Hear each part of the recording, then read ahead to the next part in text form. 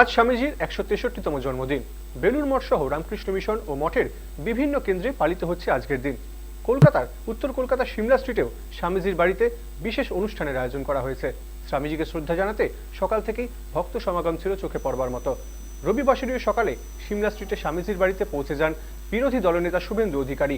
জন্মজয়ন্তীতে স্বামী বিবেকানন্দকে শ্রদ্ধা জানালেন বিরোধী দলনেতা।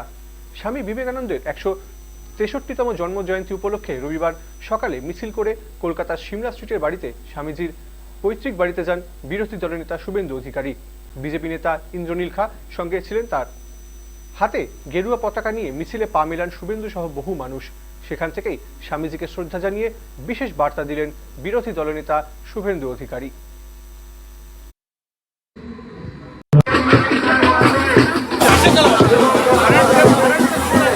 স্বামীজি ঈশ্বরের বরপুত্র ছিলেন এবং ঠাকুর শ্রী শ্রী রামকৃষ্ণ দেবের পূর্ণ আশীর্বাদ প্রাপ্ত একজন যুব সন্ন্যাসী ছিলেন।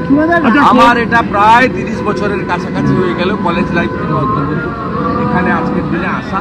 মাল্যদান করেছি, প্রণাম করেছি, গর্ভগৃহ দর্শন করিয়েছেন আমাকে মহারাজ। আমি কৃতার্থ। একটাই কথা, তিমিরও রাত্রে কহে মহাসম্পদ, তোমারে লভিব সব সম্পদ পাই, মৃত্যুরে লব অমৃত করিয়া তোমারও চলে।